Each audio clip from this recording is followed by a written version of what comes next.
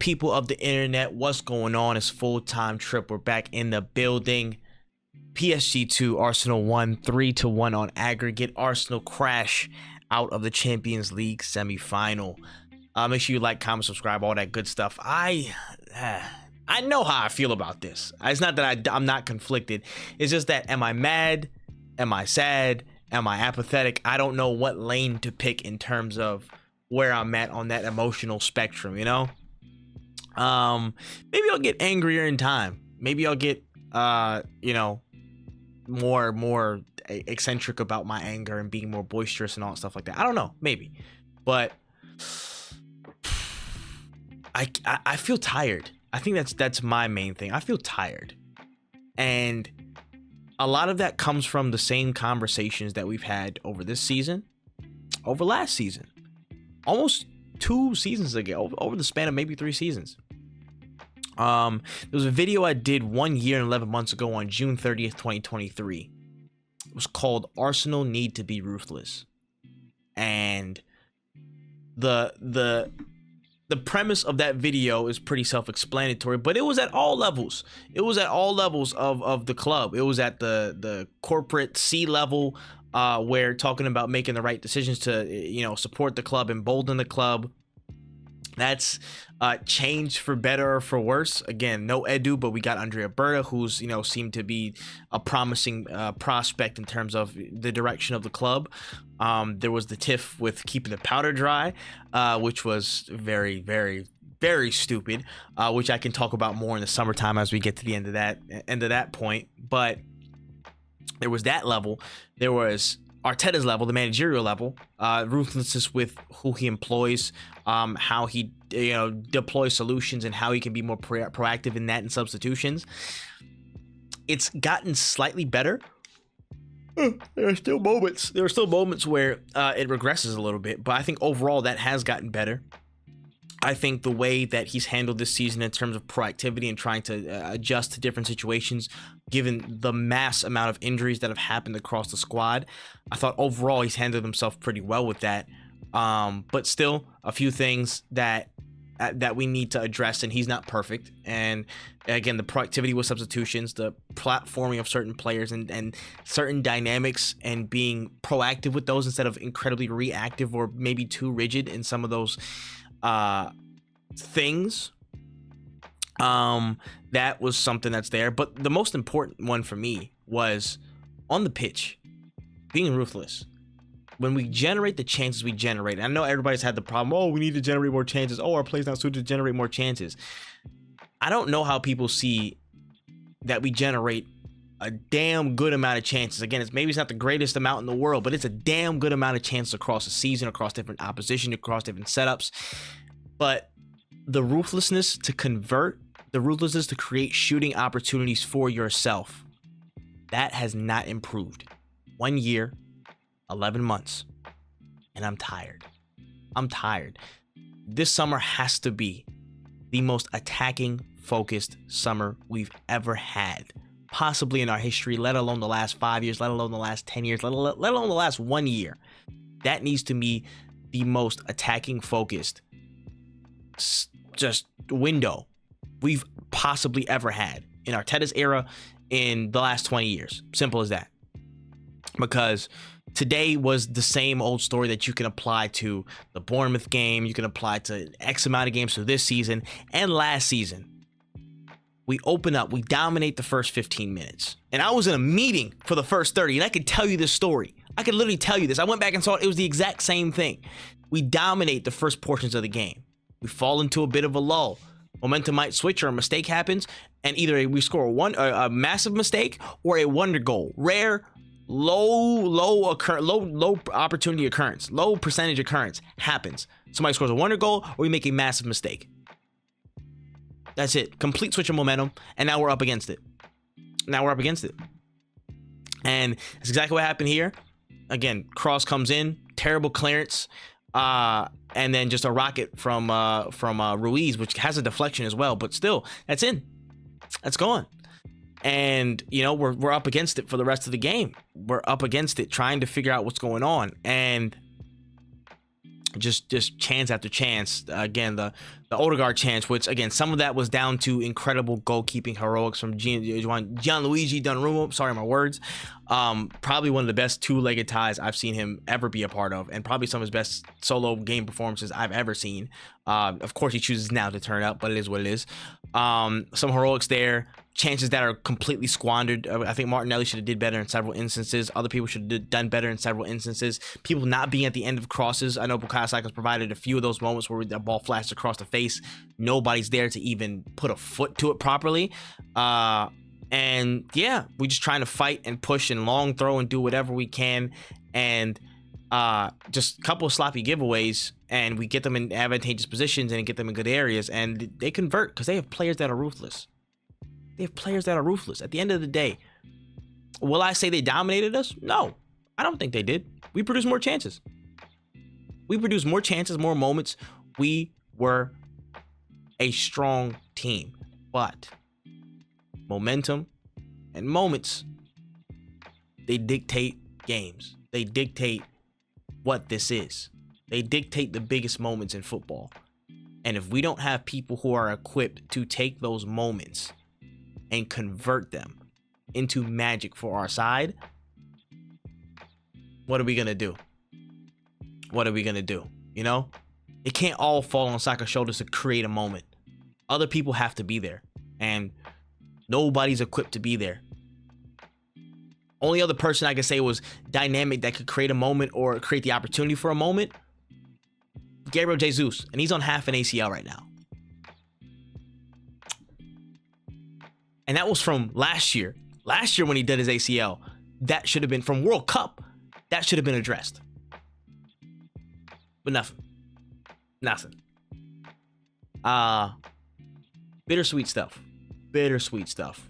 Just not even bitter. Not even sweet. Not even sweet for real. But yeah, we find a way back with a goal that Gianluigi Donnarumma just, I guess he messed up the point. Saka was able to round the keeper, get in. And after that, it was a chance missed from across from Bukayo Saka. I wish he got on that. Yeah, they just saw it through. They stuck in. We just didn't have enough. Didn't have enough attacking quality and potency to finish and do what we need to do to score and win the game. Performances. I do want to be honest, talk about certain things. I'll be very honest. I'll put my hand up and say it, man. I love the kid. I do. But he doesn't have enough dynamism to be a starting winger at this point. I'm still campaigning for him to find a stint in the center forward position and still find those instincts that he did when he first broke in. But Gabriel Martinelli, he can't be a starting left winger for us anymore. He can't. Not consistently through a match in the biggest games of the season. No, I can't do it. There's not enough dynamism that he produces for the level that we need. Individual quality is not there. He is a damn good player. He's a damn good squad player. He gives his body. He works like a dog. And I'll always appreciate that. But the level of dynamism that he came into the game with, not this game, but I mean like his career in general, it's not there. And I get a good portion of that is down to Gabriel Jesus' existence and allowing him to be more free-flowing and creative and work with him in certain ways. It's not there. So I do not expect him to be our starting left winger. Neither do I do Trossard, but Trossard came on and changed the game today. But he usually does against tired legs. He usually does, but not in a starting position. No. Miles Lewis-Skelly did not have a good game today. Miles Lewis-Skelly was getting run ragged, and that's tough because he's had such a great stint so far, you know? And I don't want to be the person to be like, oh, he's just 18 and da-da-da-da. No. You got to hold him to the same standard that we're putting him to. He had a bad game, you know? It was his first bad game in a big situation. He'll learn from it. He'll go from it. But he's shown the talent and the intangibles to really make an impact from where he is in his position. And even though it isn't natively his position, he'll find a way to improve and make that his own and learn from the moment. So I have no quarrels with him long term. But today was not a good day in the office, man. Not a good day. Who else, man? Who else is in there? Yeah, let me be very clear with this one. I have been of the camp that it is high time for Thomas Partey to leave this club for at least a season now, at least a season before this. I've been of that mindset because of his liabilities and his lack of bringing his assets to the club consistently on top of his availability issues. That has already been a thing. But if you look at high pressure moments like this, yes, on his day, you know, all the Partey defenders and all stuff like that, they'll say, okay, on his day, he can run the midfield by himself. And to that point, I agree with you. When he came in and when he's on his day, on his job, he can help kickstart things so much. He is a quality player. But how many times have we really consistently seen that across a season? How many times? Half of one? Half? And on top of that, the level of risk that he plays with against high pressing sides or against high intensity sides, so often he finds himself losing the ball, and as a 6 screws us royally in great moments. Case in point, their last goal where Hakimi scores. Where does it go off of? Him trying to take a touch and be cute. The assets that he brings do not outweigh the liabilities that he embodies. He does not need to be at this club anymore. That's my stance on it. Zubimendi is sorely needed for so much to shore up what we have.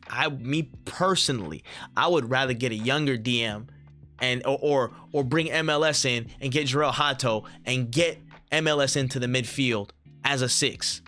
And let him rotate with Zubimendi and Rice between 6 and 8, and they'll have their time in the sun with other people. And again, Havertz can be an 8 and other people can be an 8 and on the left-hand side. But the liabilities physically, mentally, within the setup that Thomas Partey consistently shows. This isn't just a one-off instance either. They continually outweigh the assets that he can bring potentially on a good day.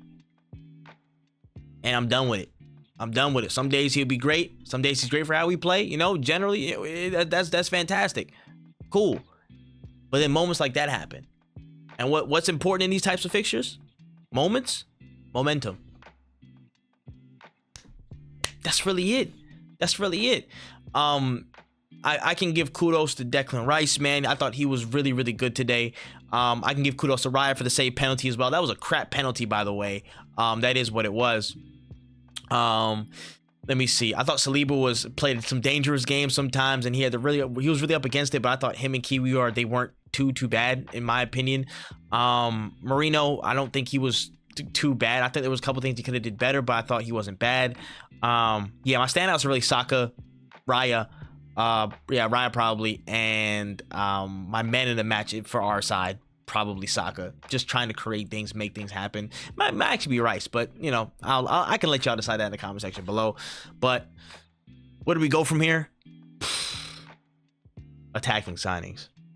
This summer has to be the most robust attacking investment from Arsenal in quite some time. No more half measures. No more half-baked plan B options. No more. This team deserves quality attacking talent. For what we've made so far, for how close we've gotten, we deserve attacking talent to fully see the picture. And if we're no better or whatever, not lucky or unlucky, because injuries can still happen, blah blah blah. But if this team isn't able to take those moments where we have chances and we convert them and bury teams, if we're not able to bury teams next season with a bunch of goals, if we're not able to clobber teams like we are tactically the same way we are here, but also have the attacking nous, if we don't have a surplus of players who can create individual brilliance outside of Bukayo Saka, then let's ask some real questions. Then there's real questions that need to be asked about the recruitment and about where we are with Mikel Arteta. That's a fact after this season. But I'm telling you right now, the heart and soul of what needs to be done is mainly attacking talent, individual quality. We just saw a season where Mo Salah put an entire team on his back attacking wise and made so many things happen, albeit the input from him to his manager and letting him be platformed and such, again, helped boost that. But his performances, the absolute bailout quality and individual quality that man has And you look at moments like, even though they didn't win, Lamine Yamal trying to get him ahead. You know, little quality moments like that, like Lautaro Martinez. These types of players, again, different types of players who aren't, you know, some of them might not be world class, some of them are. But the thing that connects them all, the through line that connects them all, they can be clinical. They can be clinical when they need to. They can create a moment when they need to. They can get their team over the line when they need to. Outside of Bukayo Saka, who is that in our attack? And outside of him and maybe Declan Rice, who is that in our team?